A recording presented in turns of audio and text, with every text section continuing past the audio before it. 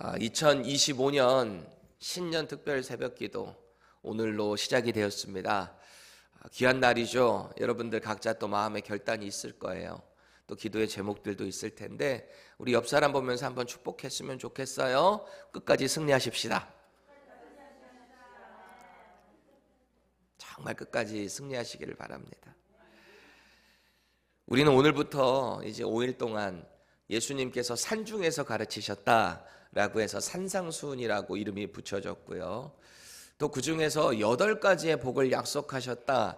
그래서 팔복이라는 또 별명이 붙여진 내용을 함께 묵상을 할 겁니다. 그럼 오늘 이 예수님께서 약속하시는 그 복, 8가지 복이라고 하는데 그 복은 도대체 뭘 의미하는 건가? 도대체 어떤 복을 하나님께서 예수님을 통해 우리에게 말씀하시는 건가? 여기서 복으로 번역된 헬라어 단어 보세요. 마카리오스라고 하는 단어인데요. 최고의 축복 혹은 행복, 행복한 뭐 그런 뜻이에요. 그러니까 우리 예수님께서 산중에서 제자들에게 8가지 복을 말씀하실 때 너희들이 이렇게 살면 이런 복이 있다 라고 말씀하시는데요. 행복이라는 뜻도 들어가 있잖아요. 그래서 현대인의 성경 같은 경우는 너희들 그렇게 하면 행복하다, 행복을 누리게 된다 이렇게 받고 있습니다. 너에게 복이 있다. 네가 행복할 거다. 어떤 게 조금 더 많이 와닿으시나요? 이 한국에서는 보통 이제 아시아권에서는 새해 복 많이 받으세요. 이 복에 대한 그런 축복을 많이 합니다. 복을 참 좋아하죠. 그래서 예전 분들은 뭐 베개에도 복자 한자로 해가지고 쓰여 있고 뭐 수저에도 있고 복이라는 복은 그냥 여기저기 다 새겨놨잖아요. 또 저같이 밥 잘 먹는 사람들한테는 또 뭐라고 그래요? 아유 참 복스럽게 먹네 그러잖아요. 병거라 잘 먹는 건 복인 거야. 복인 겁니다. 근데 이제 영어권에서 보니까 영어권은 뭐라고 인사하죠? 우리 아까 인사했듯이 해피 뉴 이어 이럽니다. 해피 뭐예요? 해피 행복한 그렇잖아요. 행복을 자꾸 주고 나누고 하는 문화가 형성되어 있습니다. 가만히 두 개를 비교를 해보면 물론 복도 복인데 조금 더 우리에게 구체적으로 다가오는 인생에 누리는 복이 행복이 아닌가. 그래서 모세가요 이 신명기에 보면은 가나안 땅으로 들어가기 직전에 그 이스라엘 백성들을 향해서 뭐라 그래요? 너희들은 행복자로다 이렇게 말하는 것도 우리는 보게 되잖아요. 도대체 행복을 우리는 그럼 어떻게 누릴 수 있는가? 이번 특별 새벽 기도회를 통해서 깊이 깨닫고요 우리 삶에 그 행복이 잘 적용될 수 있기를 축복드립니다. 본문 1절 한번 다시 보실래요? 예수께서 무리를 보시고 산에 올라가 앉으시니 제자들이 나온지라 그래요. 여러분 여기서 무리들이 누구를 가르치는 걸까요? 누구를 가리키는 걸까요? 무리들. 뭐 잘 모르겠으면 앞에 문맥을 보면 우리는 알 수 있게 될 텐데 앞선 마태복음 4장 25절 같이 보겠습니다. 갈릴리와 데가볼리와 예루살렘과 유대와 요단강 건너편에서 수많은 무리가 따르니라. 아멘. 예수님의 표적을 보고 예수님의 그 놀라운 가르침을 보고 아 저분은 예삿분이 아니다. 저분이 진짜 메시아인가 보다. 사람들이 막 몰려듣기 시작했어요. 표적을 본 사람도 있을 거고 소문을 들어서 온 사람도 있을 거고 병 고침 받고 그곳에 또 다른 것을 구하기 위해 오는 사람들도 있었을 거고요. 이 중에는 아마 구경꾼들도 많았을 겁니다. 진짜 내 삶을 내려놓고 주님을 따르겠다는 팔로워, 예수님의 제자라기보다는 그냥 구경하기 위해 몰려든 사람들도 있을 거고요. 그리고 오늘 본문에 나오는 자기 생업을 내려놓고 아 이제 내 인생은 저분을 따르겠다라고 하는 제자들도 있었을 겁니다. 이런 다양한 부류들 가운데 예수님은 자신을 따르기를 원하는 자들의 포커스를 맞추며 이제 우리는 어떻게 살아야 되는가? 너희들이 그 표정만 보고 머무는 게 아니라 나를 따르는 자는 어떤 삶을 살아야 되는가? 그것을 구체적으로 가르치고 계세요. 그래서 8가지 복을 가장 먼저 말씀하고 계시는 거죠. 여러분 우리가 이 8가지 복을 볼 때 주의해야 할 게 있습니다. 주의해야 할 것. 이 팔복은 사람이 태어나면서부터 가지고 태어나는 어떤 기질과 같은 게 아니에요. 이건 마치 이것은 갈라디아서 5장에 나오는 예수님의 그 9가지 성품, 성령의 열매와도 비슷한 노선을 같이 하고 있습니다. 8가지 이 복을 한번 생각해 보세요. 그 복들이 다 그냥 스스로 누릴 수 있는 게 아니라 하나님의 은혜가 임해야만 그것이 누려질 수 있다라는 것을 볼 때, 이게 예수님을 믿고 예수님의 그 성품이 우리 안에 자꾸 변화가 될 때, 이런 행복을 누릴 수 있겠구나 라고 받아들일 수 있는 거죠. 여러분, 우리가 지금 미국에 살고 있잖아요. 이 땅의 법을 지키지 않게 되면 행복을 누릴 수 있을까요? 행복은커녕 제일에 들어가 있을 겁니다. 제일에서 무슨 행복을 그렇게 누릴 수 있겠어요? 마찬가지로 우리가 예수님을 영접하고 우리는 하나님의 자녀들이 되었다 그래요. 하나님의 백성이 되었다라고 합니다. 하나님의 백성이라는 것은 하나님의 통치를 받는 사람들이 하나님의 백성이에요. 그렇다면 우리는 이 예수님께서 말씀하시는 그 하나님 나라의 법을 어떻게 따라야 되는가?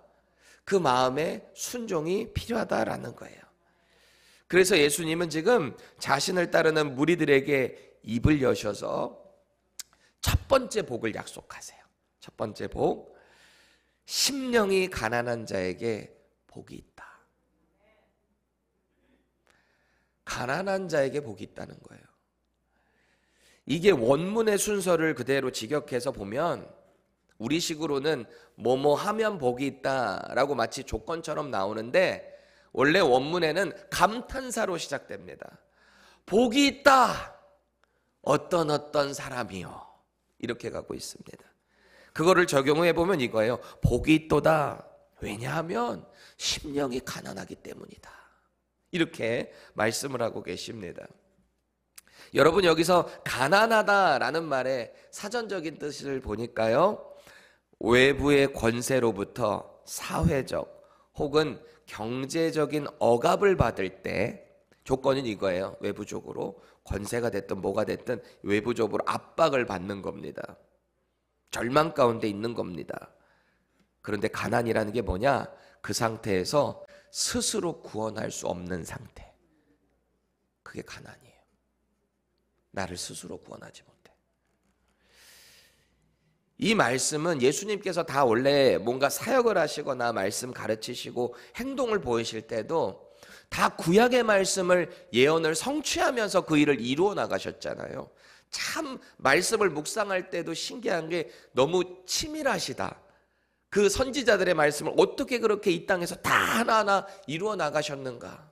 심지어는 십자가 위에서도 내가 목이 마르다, 모든 그 순간순간마다 다 이미 구약에 예언된 말씀들을 이루어내셨잖아요. 마찬가지예요.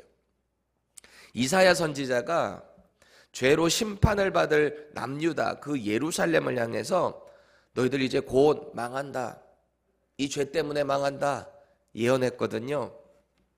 분명한 심판을 받는다는 거예요.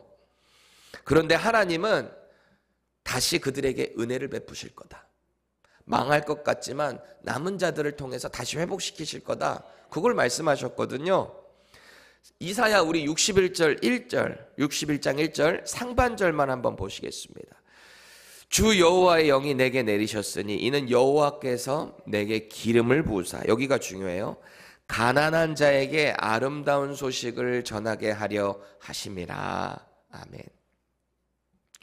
이 가난의 사전적인 의미가 여기 잘 반영되어 있는 것 같죠. 망한다는 거예요. 망하면 당연히 재정적으로 가난해지겠죠. 외부의 권세로부터 압박을 받은 상태, 재정적으로 가난해지고 상황적으로 절망적인 마음을 경험하게 될 때 어떻게 될까요? 마음도 가난해지는 거예요. 외부적으로, 내부적으로 다 가난해진다. 그래서 이걸 우리식으로 보면 어떻게 바뀔까? 재정적으로 파산에 이르렀고요, 뱅크럽시가 난 상태. 그 참담한 현실 가운데 몸도 마음도 다 망가져 버린 상태, 이게 바로 지금 가난한 상태라는 거예요. 그럼 이렇게 다 망하면은 복 받는 건가? 여러분 다 가난해지세요. 다 망하세요. 이런 얘기입니까? 아니죠. 철저히 무너져서 뱅크럽시가 된 것 같은 나의 그 마음의 상태, 그 상태에서 의지할 수 있는 게 뭘까요? 오직 우리를 만드시고 인도하시는 창조주를 기억하는 거거든요. 근데 우리 인간이 그거를 못해요. 그걸 못해.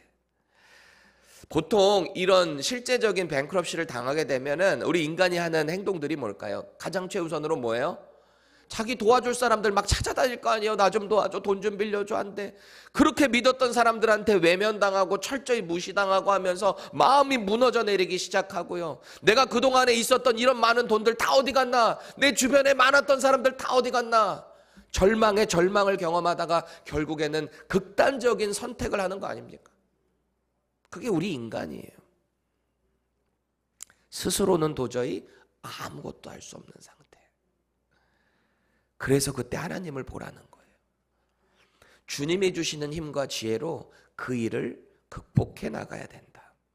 그래서 이사야 선지자가 이 말씀, 회복의 말씀을 약속하면서 장차 이 땅에 오실 메시아에 대해서 예언을 하는 거죠. 우리 인간은 도저히 할 수 없을 때 하나님께서 당신의 방법으로 당신의 그 메시아를 통해 이 땅을 구원하시겠다. 여러분, 우리가 예수님을 어떤 상태에서 영접했었는지 한번 기억해 보세요. 내가 어떤 상태에 있을 때. 물론 이 중에서는 뭐 어렸을 때부터 부모님 쫓아서 교회를 가다 보니까 자연스럽게 예수님을 영접한 분들도 있을 겁니다. 복입니다. 복이에요. 그럼에도 불구하고 설사 그 상태였다 할지라도 우리가 예수님을 몰랐던 그 상태는 절망적이었다라는 겁니다. 인생에 소망이 없는 거예요. 그냥 이 땅에서만 누려지는 그것만 쫓아가는 인생, 초라하게 짝이 없는 인생이에요. 왜? 영원이라는 시간의 기준으로 봤을 때 이 잠깐을 위해서 모든 것을 허비하다가 풀이 말라져 가는 것처럼 우리 인생이 그랬다는 거죠.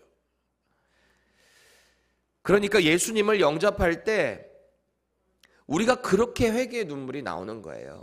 보통 절망적인 상황에 있을 때 예수님 만나는 분들이 많거든요. 혹은 답답한 상황, 뭔가 해결되지 않는 아픔 가운데 주님을 만나는 경우가 많거든요. 그때 그러니까 나오는 반응이 그렇게 눈물이 나요. 예수님, 저를 이렇게 구원해 주셨는데 제가 그걸 모르고 이 세상에서 이렇게 허우적거리며 있었네요. 그 은혜에 감사해서 울고 죄송해서 울고 그렇게 우는 우리의 신앙생활이 시작됐던 거 아닙니까?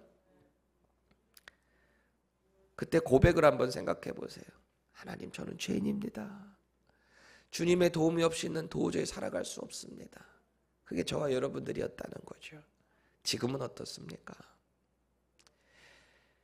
예수님은요, 그렇게 심령이 가난한 상태에서 주님의 도우심을 구하는 자들에게 복이 있다.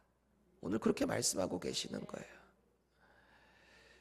생각해 보세요. 실제로 가난해요. 돈이 없어요. 그런데 왠지 모르게 막 기쁨이 있어요. 이 안에서 막 뭐가 막 샘솟는지 막 실실실실 웃고 다니고 말이죠. 왜 그러는 거예요? 이 안에 은혜가 있는 거예요. 행복이 있는 거예요. 그 행복 어디서부터 온 거예요? 주님이 주신 거거든요. 가만히 생각해 보세요. 왜 그렇게 마음에 행복이 있는가? 이 마음에 천국이 있는 거거든요. 하나님의 나라가 내게 약속된 그 말씀이 믿어지는 거거든요. 이 땅이 끝이 아니라는 것을 잘 알거든요.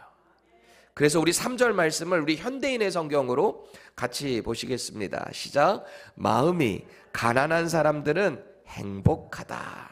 하늘나라가 그들의 것이다. 아멘. 믿으십니까? 이게 와닿으세요? 실제로 가난한데 예수님 믿는 믿음이 이 안에 있으니까 행복하대요. 그 행복을 도대체 누가 뺏어갈 수 있을까요? 이 땅의 것을 초월한 믿음인데 누가 그것을 뺏어갈 수 있겠냐는 거예요. 남들이 볼 때는 잘 되는 거 하나 없어. 아유, 저 지질이 궁상이다. 저러고 다니냐. 뭐가 좋다고 저렇게 웃고 다니냐. 근데 그 행복을 도대체가 뺏어갈 수가 없어요. 정작 장본인은 천국이 내 것이라는데, 너무너무 행복하다는데, 내가 이 땅에서 가난하지만 주님의 사랑을 전하며 살아가는 그 삶을 통해 하나님이 천국의 상급을 내게 주신다는 것을 믿고 살아간다는데, 누가 그 행복을 뺏어갈 수 있겠어요? 어떤 걸로도 바꿀 수 없는 거예요. 그런데요, 이 영적으로 가난해서 하나님만 찾는 복, 여기서 우리가 한 발자국 더 나가야 될 복이 있대요, 오늘 주님이. 그게 뭐냐? 바로 애통하는 복이래요. 애통. 우리 4절 말씀 같이 읽겠습니다. 애통하는 자는 복이 있나니 그들이 위로를 받을 것이며. 아멘. 애통하다, 펜테오라고 하는 헬라어 단어인데요, 슬퍼하다, 한탄하다, 애도하다 라는 뜻을 가지고 있어요. 그래서 영어 성경들은 하나같이 mourn이라는 단어를 보고 있어요. mourn 보통 어떨 때 써요? 애통하고 있는 사람들, 이렇게 뭐 장례 유족들 갔을 때 애통하는 마음으로 그 사람을 위로할 때 mourn 그러잖아요. 이게 펜테오라는 거예요. 애통하는. 뭐 말로 뭔가 표현될 수가 없는 절망적인 상황에서 상대를 향해서 위로를 하거나 혹은 잘못을 구하거나 이럴 때. 자, 그럼 애통하는 사람에게 복이 있답니다. 아, 그러면 하나님 앞에서 애통하는 마음으로 울기만 하면 되는가? 아, 그러면 복이 임하는 건가? 제가 어렸을 때요, 아직 예수님을 인격적으로 영접하지 못했던 아마 우리 아이들과 같은 그 타이밍에 부흥회가 얼마나 많았는지 몰라요. 교회 뭐 툭하면 부흥 강사들 와가지고 막 부흥회하고 그랬잖아요. 말씀 딱 끝나고 이제 통성기도 시간 불 쫙 끄고 이제 찬양팀 막 쿵딱쿵딱 하면 막 주여 외칩시다 쫙 하면은 막 저기서부터 막 건물이 떠나갈 정도로, 무너질 정도로 쫙 막 외치잖아요. 그러면 그때 사람들이 기도하면서 공통적인 반응 중에 하나가 울어요. 막 울면서 기도하고 부르짖고 막 기도한단 말이에요. 그 왜 그렇게 울면서 기도하는가 보면은, 일단 마음에 하나님이 주시는 은혜에 감사해서, 내 죄가 잘못돼서 하나님께 죄송해서 그저 눈물이 막 그렇게 내는 거 아니에요? 그 눈물은요, 복의 눈물이에요. 하나님 주신 행복의 눈물인 거예요.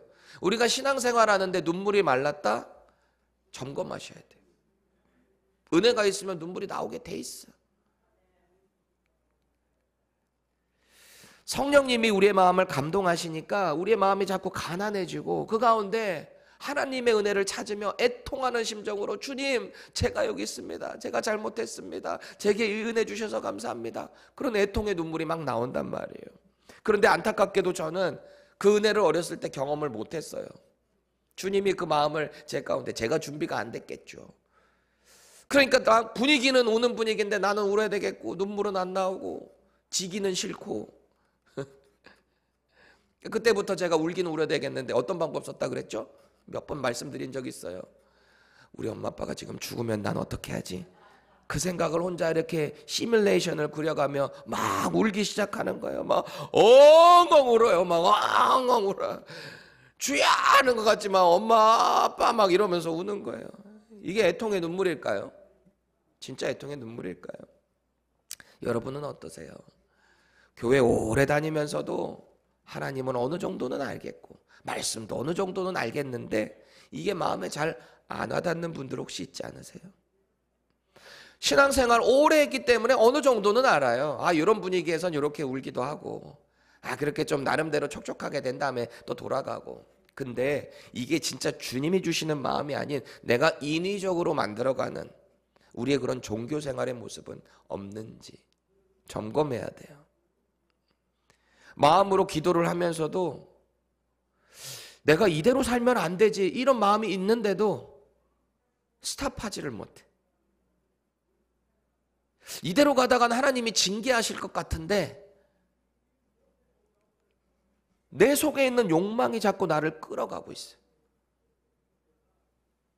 우리 자꾸 왜 그러는 걸까요? 뭘 왜 그래요? 원래 우린 그런 존재이니까. 원래 우리는 그런 존재이니까. 죄성이 있었던 우리 가운데 주님이 찾아오셔서 예수님을 알게 해주시고 예수님의 성품 닮아가게 하시고 죄가 자꾸 드러나게 되니까 성령이 도와주시니까 인격적인 분이시라 그랬잖아요. 내 양심 가운데 역사하시거든요. 내 죄가 자꾸 보여져요. 하나님을 찾을 때 내 죄가 보여지니까 그렇게 나아갈 수 있습니까? 자꾸 다시 예수님의 그 십자가 앞으로 나아가고 주님 제가 또 이렇게 잘못했어요. 제가 또 이렇게 실수했네요. 애통하는 심정으로 주님 앞에 나아갈 때 호소할 때 그때 하나님이 복을 주시는 거예요. 또다시 행복을 경험하게 하신다라는 거예요. 여러분 사도 바울 같은 위대한 선생의 그 고백을 보세요. 로마서 7장 19절입니다. 내가 원하는 바 선은 행하지 아니하고 도리어 원하지 아니하는 악을 행하는도다. 아멘. 이 누구의 얘기라고요? 위대한 사도 바울 선생. 자기 온 인생을 예수님의 그 복음을 위해서 헌신했던 위대한 종. 심지어 결혼도 하지 않고 솔로로 평생을 하나님의 그 복음을 위해 살아갔던 분. 그분의 고백이 이거예요. 아, 나는 선을 행하고 싶은데 자꾸 나는 악을 행한다. 나는 질질 끌려간다. 오호라 나는 곤고한 자로다. 누가 나를 이 사망의 몸에서 건져내랴. 이게 사도 바울의 고백이라니까요.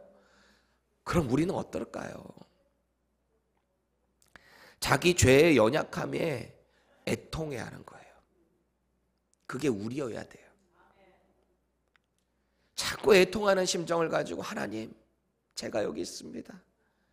제가 다시 믿음으로 살아가겠습니다. 하나님 말씀 앞으로 나아가겠습니다. 저를 불쌍히 여겨주시고 저를 처음 만나주셨던 그 행복감을 매일 누리게 해주세요. 예수님과 매일 동행할 수 있게 해주세요. 이게 저의 소원이거든요. 제 개인적인 소원. 하나님 저 정말 예수님과 동행하고 싶어요. 제 인생 불쌍히 여겨주세요. 그게 여러분들의 고백이 되어야 하는 거예요. 우리가 이 본문 4절에서 주님이 약속하시는 그 위로에 주목해야 돼요. 위로. 이렇게 애통한 심령을 가지면 우리 주님이 위로해 주신대요. 저와 여러분들을. 여기서 위로하다라고 번역된 단어를 보니까 파라칼레오라고 하는 단어인데요. 가까이서 부르다라는 뜻이에요. 가까이서. 그 애통하는 심령 가운데 하나님이 저와 여러분들을 가까이에서 부르신다는 거예요. 우리가 그렇게 회개를 하고 연약한 심령으로 곤고한 심령으로 나가면 하나님이 우리를 당신 곁으로 이렇게 다시 불러주신다는 거예요. 우리는 자꾸 하나님 곁을 떠나려고 하잖아요. 근데 이런 애통한 마음이 있을 때 우리를 다시 안아주신다. 꼭 기억하세요. 우리 하나님은 주님만이 나의 구원 되십니다 라고 고백하는 심령 가운데 그 회개하는 마음 가운데 엄청난 회복과 위로를 부어주실 거예요. 진정한 회개를 통해서 흐르는 눈물 경험해 보셨습니까? 이 눈물 후에는 찝찝함이 있는 게 아니에요. 우리가 보통 이렇게 드라마 같은 거 봐도 울면은 뭐 이게 카타르시스가 느껴진다 하는데 찝찝할 때가 많아요. 근데요, 우리가 하나님 앞에 나가서 기도하면서 나의 죄를 아뢰고 애통한 심령으로 막 부르짖고 기도하잖아요. 이후에 오는 그 시원한 마음, 말할 수 없는 이 회복의 그 마음을 우리가 꼭 경험을 해야 돼요. 정말 뭐라고 말할 수 없는 위로하심이 있어요. 기도하기 전까지, 예배 자리에 나오기 전까지만 해도 무거워가지고 어떻게 할 바를 모르겠는데 주님 만나고 열심히 기도하고 나고 눈물 흘리고 애통하고 그 심령 가운데 위로가 있고 나니까 깨끗이 사라지는 경험 해보셨나요? 그렇게 우리는 파워풀하게 신앙생활을 하게 되는 거예요. 걱정 근심 없이. 이제 우리가 기도의 자리로 나아갈 텐데요, 마음의 준비를 하세요. 주님, 제가 심령이 가난해지기를 원합니다. 내 안에 내가 뭔가 스스로 하려고 했던 마음 이 시간 다 내려놓습니다. 주님만이 나의 살 길이고 주님만이 나의 도움이십니다. 그런 고백을 하셔야 돼요. 그리고 그 가운데 우리의 지난 신앙생활을 돌아보며 주님, 제가 깨닫게 해주세요. 제가 애통하지 못하는 가식적으로 형식적으로 신앙생활했던 것들 다 내려놓게 해주세요. 주님 이 시간에 나를 만나주세요. 나를 주님 처음 만났을 때 그 순간으로 다시 회복시켜 주세요. 그래서 그 믿음 가지고 간절한 기도 가지고 올 한 해 여러분들의 평생에 심령이 가난한 복, 애통하는 복이 우리에게 있기를 축복드립니다. 기도합시다.